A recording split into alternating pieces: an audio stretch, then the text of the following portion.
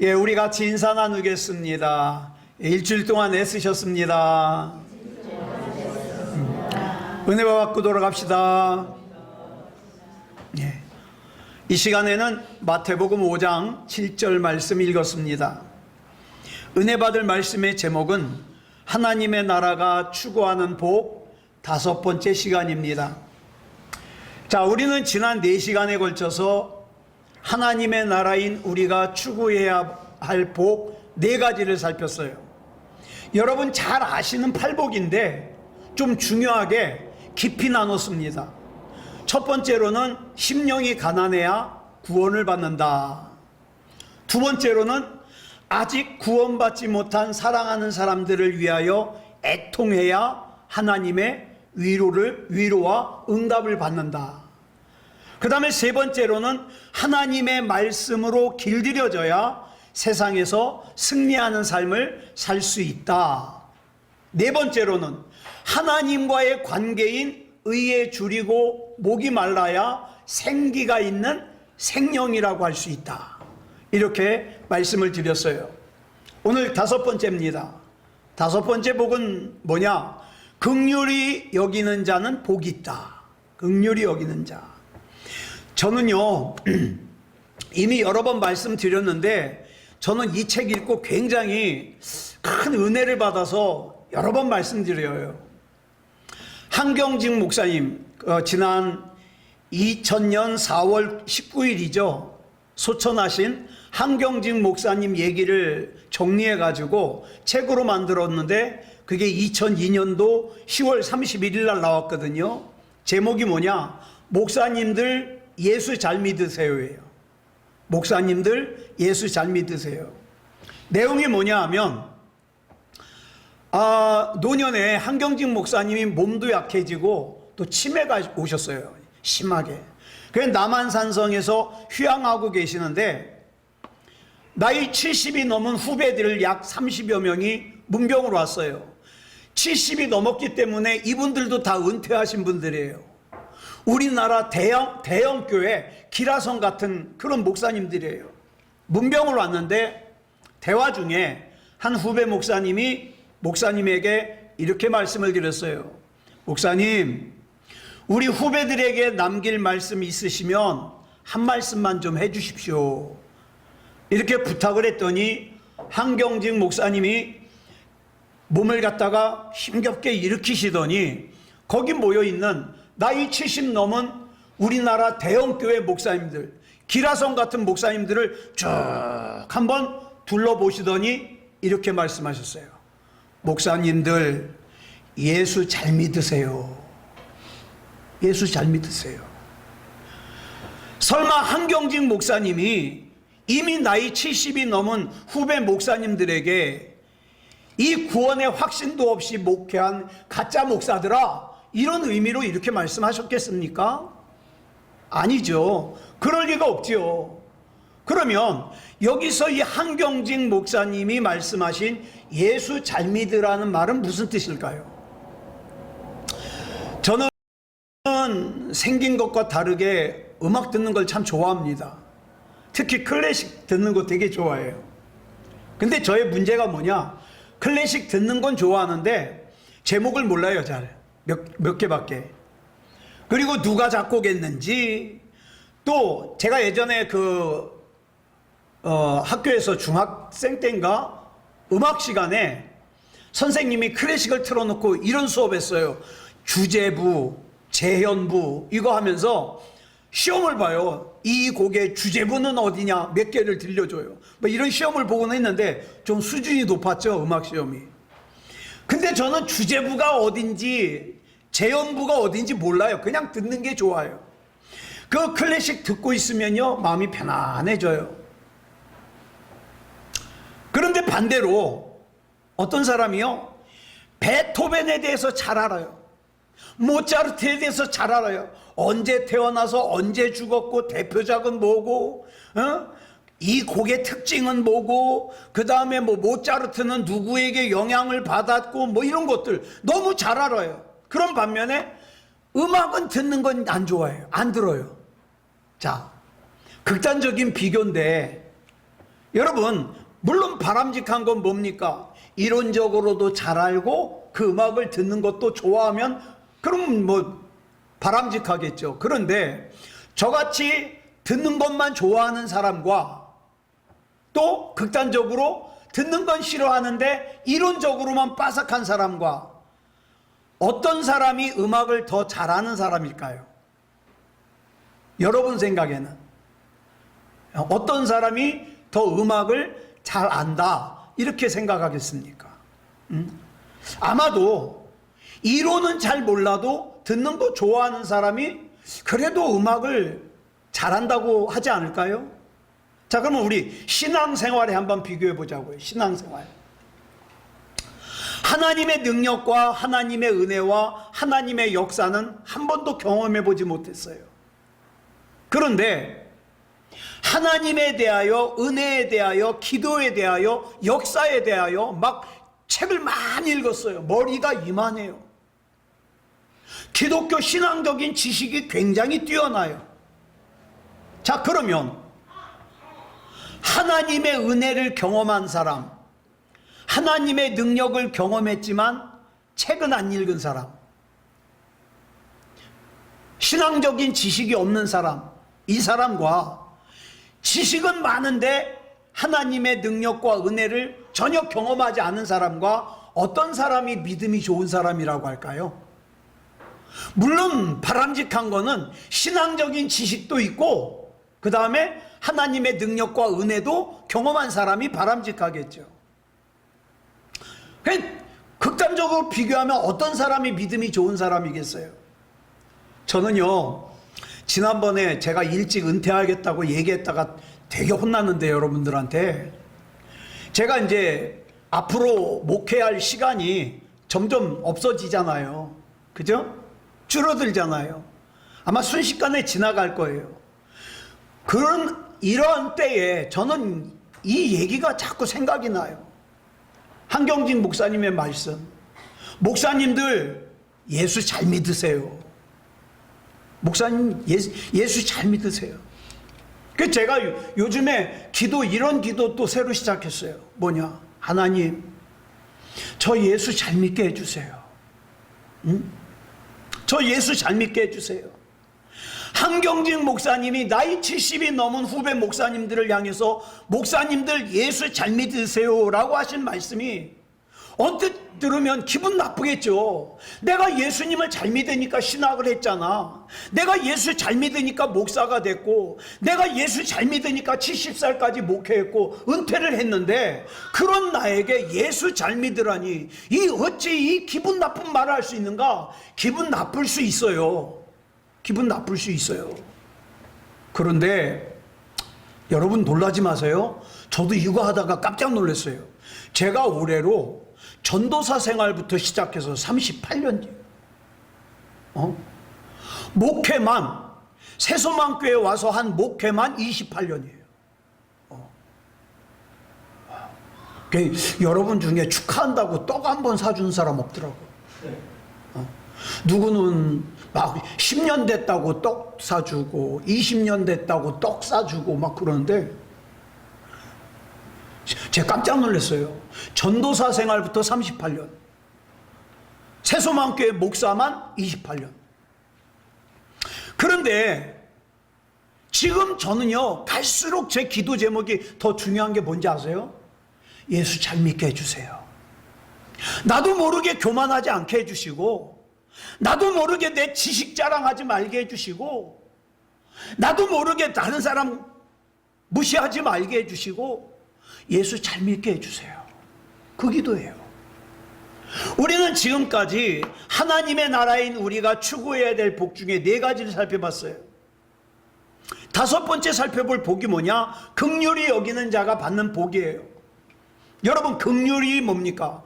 이 긍휼이라는 단어는요, 참 부담스러운 단어예요. 이 긍휼을 국어사전에서 찾아보니까 무슨 뜻이냐? 불쌍히 여겨 돌보아 주는 거, 이렇게 설명하고 있어요. 그래서 우리는 흔히 긍휼 그러면 뭐만 생각합니까? 불쌍히 여기는 것만 긍휼이라고 생각해요. 그런데 여러분, 성경에 나오는 긍휼은 그거보다 더해요. 이 긍휼을 히브리어로 헤세드라 그래요. 많이 들어보셨죠? 헤세드. 여러분, 히브리어 단어 중에서 이 헤세드가요, 하나님의 성품을 가장 잘 표현하는 단어예요. 여러분, 호세아서 우리 예전에 나눴죠? 호세아서의 주제가 뭐냐? 헤세드예요. 호세아서. 예? 헤세드예요. 자, 이 헤세드, 하나님의 성품은 이걸 갖다가 사랑이라고 번역을 해도 되고요, 자비라고 번역을 해도 되고, 인애라고 번역해도 되고, 은혜라고 번역을 해도 돼요. 왜? 그 뜻이 다 들어있어요. 그래서 하나님의 성품을 가장 잘 나타내는 단어예요. 그런데 이 단어는요, 마음만 있으면 되는 것이 아니라 뭐까지 합쳐지느냐? 마음 때문에 행동으로 보여주는 것까지 포함을 해요. 이 헤세드가. 좀 더 정확하게 말하면 이거죠. 행동하는 사랑, 행동하는 자비, 행동하는 인애, 행동하는 은혜라고 할 수 있어요. 그러므로 내가 사랑의 마음, 자비의 마음, 인애의 마음, 은혜의 마음 가지는 것까지만 긍휼이 아니라 그것 때문에 내가 움직이는 것까지가 긍휼이에요.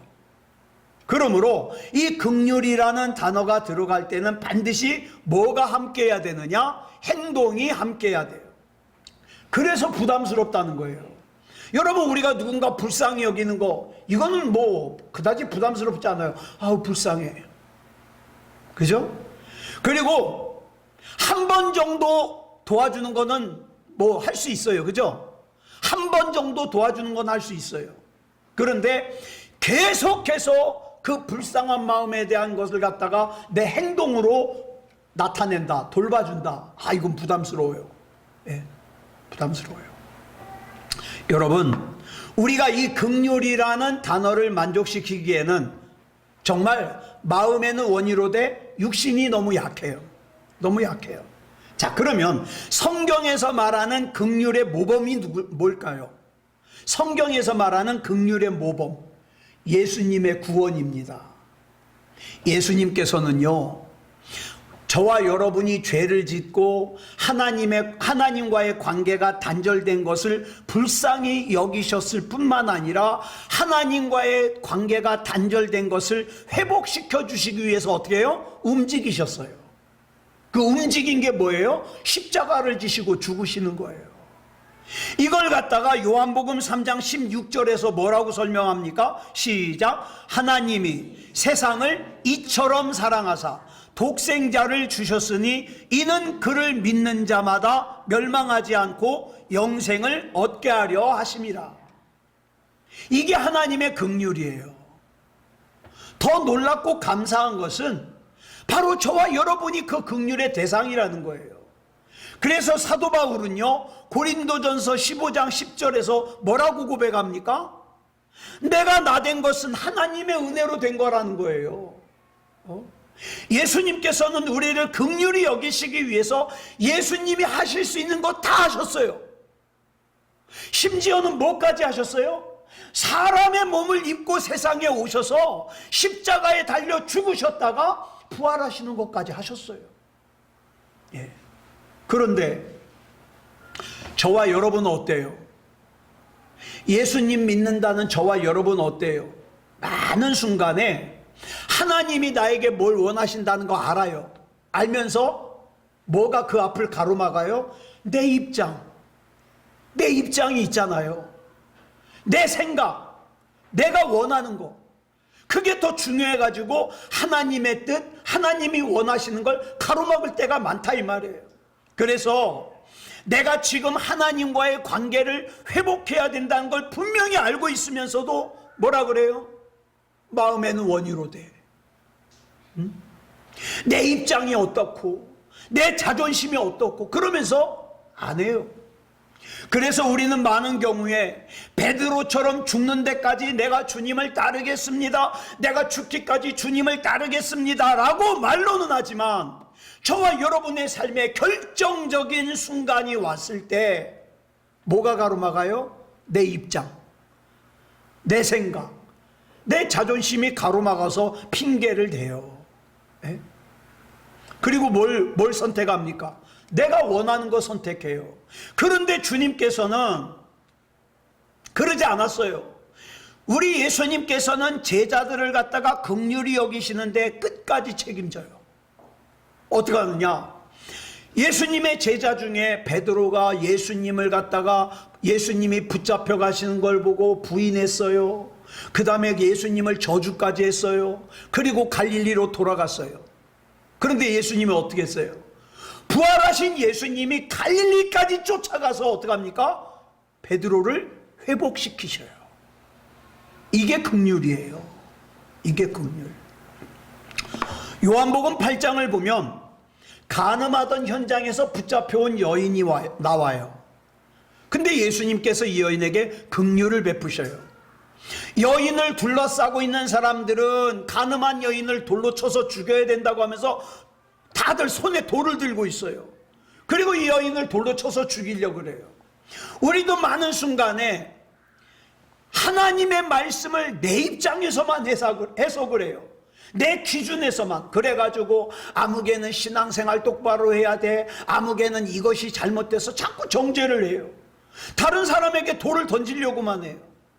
사실 다른 사람을 판단하는 것이나 다른 사람의 잘못에 대하여 정죄의 돌을 드는 건 쉬워요. 여러분, 다른 사람 판단하는 거 쉬워요. 그런데 예수님께서 그 돌을 든 사람들을 향해서 뭐라고 말씀하십니까? 요한복음 8장 7절 시작. 너희 중에 죄 없는 자가 먼저 돌로 치라. 그랬더니 이 말씀을 들은 사람들이 양심의 가책을 느껴서 나이 많은 사람들부터 시작해가지고 돌아가요. 돌을 내려놓고 돌아가요. 그리고 이제 누구만 남았어요? 간음하던 현장에서 붙잡혀온 여인과 예수님만 남았어요.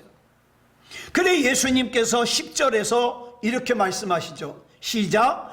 여자여, 너를 고발하던 그들이 어디 있느냐? 너를 정죄한 자가 없느냐? 그랬더니 여자가 뭐라고 대답해요? 주여, 없나이다. 그랬더니 예수님께서 뭐라고 그러셔요? 아래 빨간색만 시작.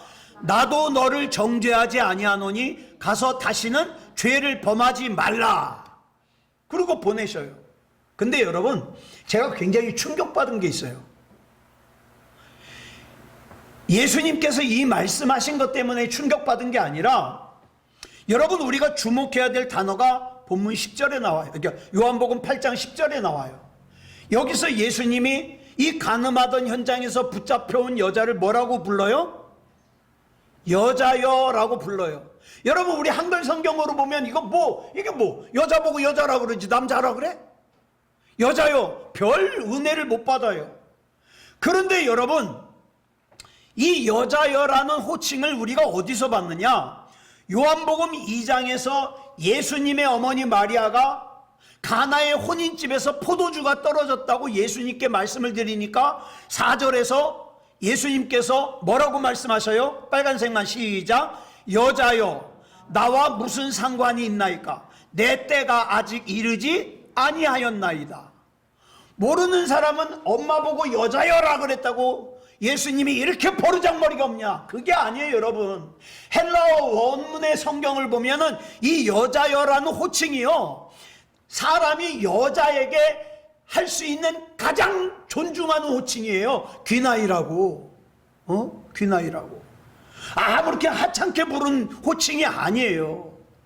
또 요한복음 19장 26절을 보니까 예수님께서 십자가에 달린 상태에서 자기 제자 요한에게 어머니를 갖다가 둘이 이렇게 번갈아 보면서 뭐라 그래요? 시작. 여자여 보소서, 아들이니이다. 이것도 마찬가지예요.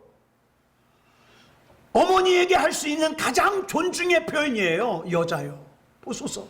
이제부터는 이 아들은 십자가에서 죽지만 저 요한이 이제부터 어머니 아들입니다. 어머니 모실 겁니다. 그 뜻이에요. 여기서 여자여라고 번역된 단어 역시 귀나이예요. 지금 예수님께서 어머니를 부를 때 사용하던 호칭, 가장 존중해서 불렀던 최고의 존칭, 그걸 갖다가 지금 누구에게 사용하고 있는 거예요? 간음하던 현장에서 붙잡혀와서 돌에 맞아 죽을 뻔한 여자에게 사용하는 거예요. 이게 예수님의 긍휼이에요. 예?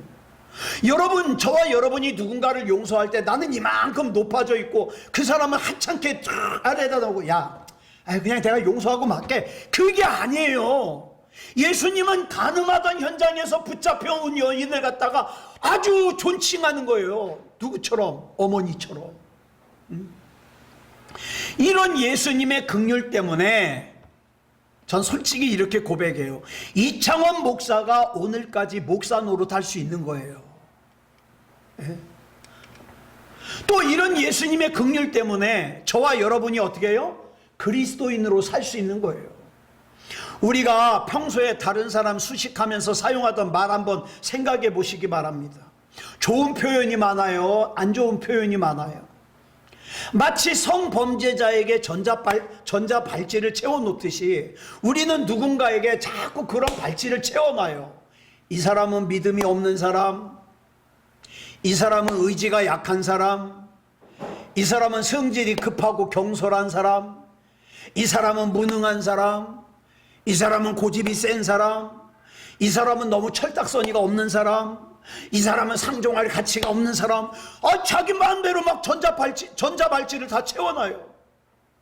근데 보세요, 이 간음한 여인은요, 세상 사람들이 돌로 쳐서 죽이려고 끌고 온 여자예요. 가치 없는 여자예요.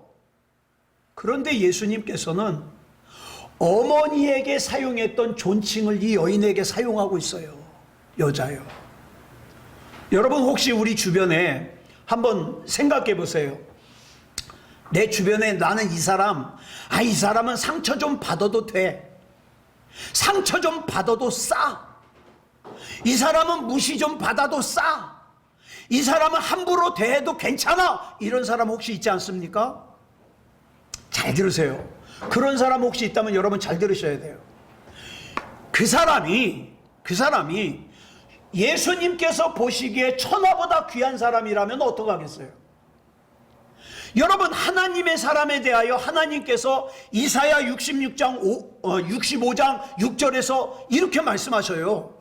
쉬운 성경으로 볼게요. 시작. 보아라, 그들에 대한 심판이 내 앞에 적혀 있으니 내가 잠잠히 있지 않고 반드시 갚아주겠다. 너희가 한 그대로 너희를 심판하겠다. 무서운 말씀이에요. 저는요, 누가 저를 속상하게 하고 누가 나를 하찮게 하고 내가 갚을 필요 없어요.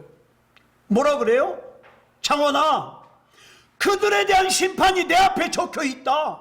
내가 잠잠히 있지 않고 반드시 갚아주겠다. 그들이 한 그대로 그들을 심판하겠다. 이게 더 무서운 거라고요. 그런데 여러분들이 멸시한 그 사람이 만약에 이런 하나님의 사람이라면 어떡하겠어요? 하나님께서 그 사람을 대신해서 여러분들에게 갚으시겠다 그러면, 심판하시겠다 그러면, 즉 하나님의 사람의 보응은 사람이 하지 않고 하나님께서 하신다는 거예요. 그래서 제가 성경을 찾아봤어요. 검색을 해가지고 하나님께서 행한 대로 갚으신다는 말씀 몇 번 나오냐? 28번 나와요.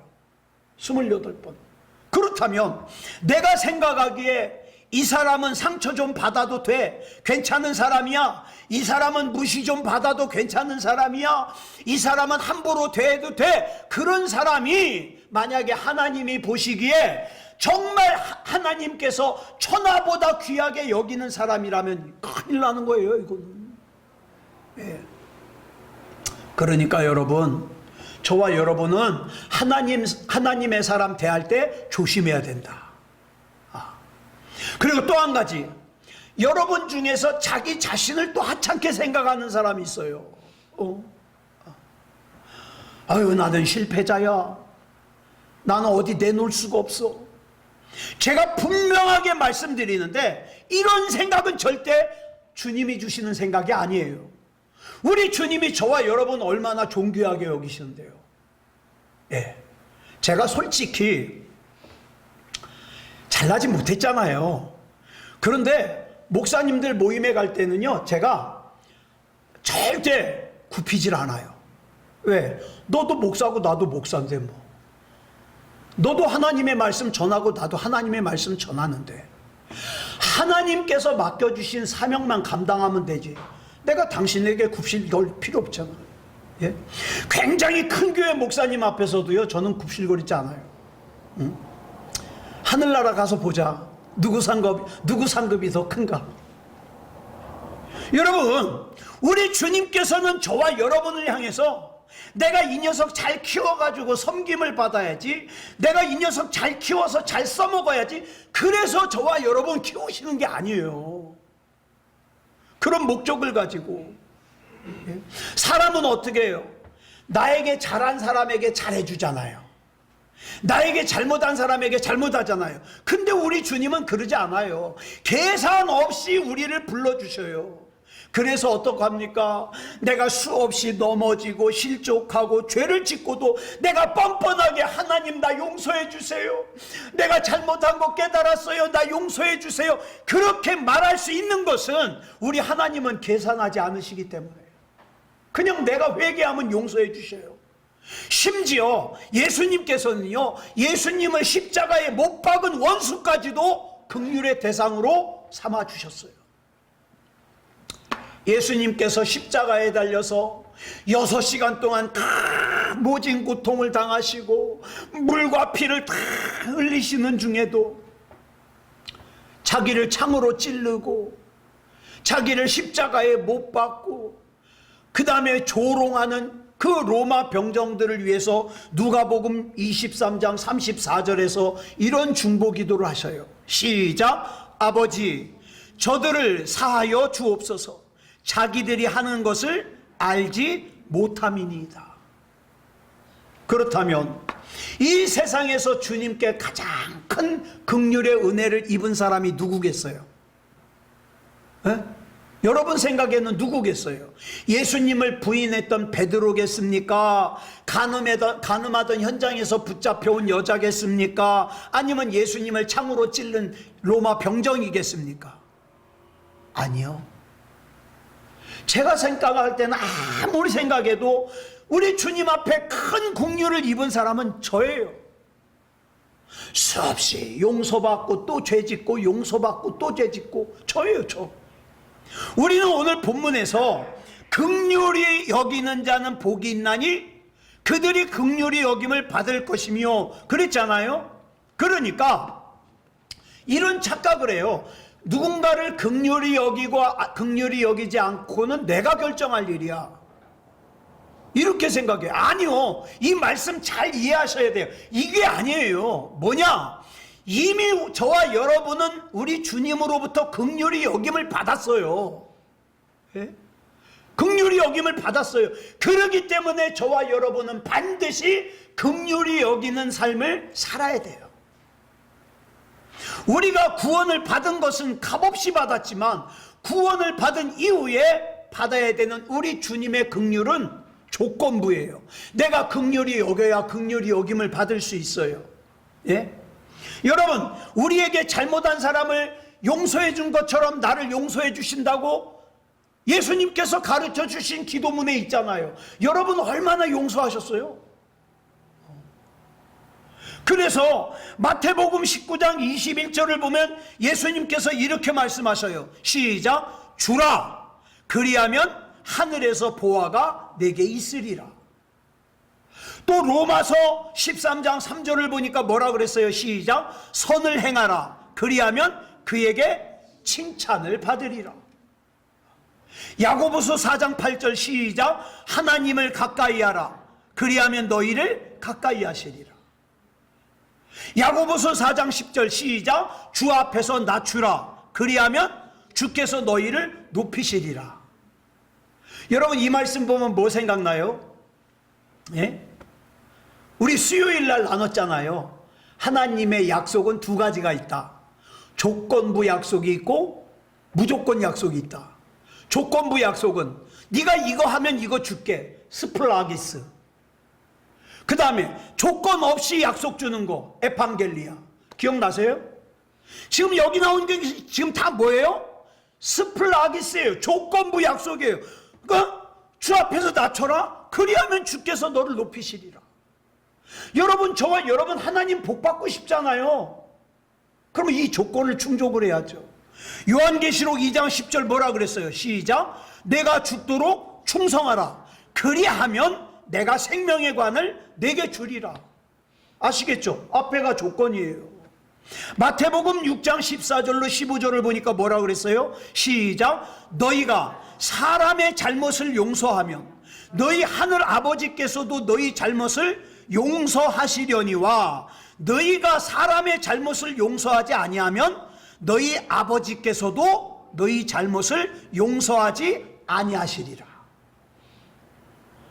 이제 뭔 말씀인지 아시겠죠? 우리는 처음부터 끝까지 받기만 원해요. 근데 그렇지 않아요. 조건부 약속이에요. 스프라기스. 예? 여러분, 홍해와 요단강의 차이 설명드렸죠? 홍해는요, 이스라엘 백성이 잘하든 잘못하든 그냥 갈라주셨어요. 그죠? 모세가 지팡이 되니까 그냥 갈라주셨어요. 그런데 요단강은 아니에요. 요단강은요, 언제 갈라주셨어요? 순종했을 때 갈라주셨어요. 여호수아야, 맨 앞에 하나님의 언약궤를 세워라. 그리고 나팔을 불어라. 그리고 요단강으로 들어가라. 근데 요단강은 그때 어때요? 물이 가장 많을 때예요. 자, 그런데 홍해처럼 갈라준 다음에 건넌 게 아니라 어떻게 했어요? 그 말씀에 순종해서 언약궤를 맨 사람들이 거기에 발을 내디뎠을 때 그때 갈라졌어요. 믿어야 갈라져요.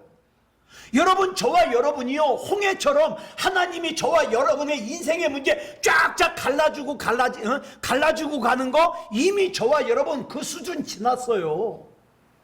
저와 여러분은 어떻게 해야 돼요? 하나님의 말씀에 믿음으로 순종할 때 발밑에서 갈라집니다. 예.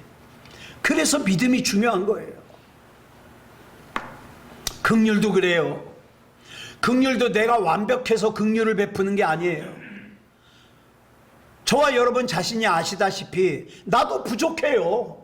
나도 부족하지만 내가 누군가에게 긍휼을 베풀므로 하나님께서 나의 부족함을 채워주시는 거예요. 그래서 긍휼을 베푸는 거예요. 내가 복 받으려고. 예. 그런데 이 긍휼의 기초를 이루는 게 뭐예요? 사랑이에요. 그렇다면 이제 지금 저와 여러분에게 적용해 보자고요. 지금 우리가 행하여야 할 긍휼은 뭘까? 긍휼이 뭘까? 예레미야 5장 1절을 보면은 하나님께서 이렇게 말씀하셔요. 이거 새번역 성경으로 써놨어요. 같이 보겠습니다. 시작. 예루살렘에 사는 사람들아, 예루살렘의 모든 거리를 두루 돌아다니며 둘러보고 찾아보아라. 예루살렘의 모든 광장을 샅샅이 뒤져보아라.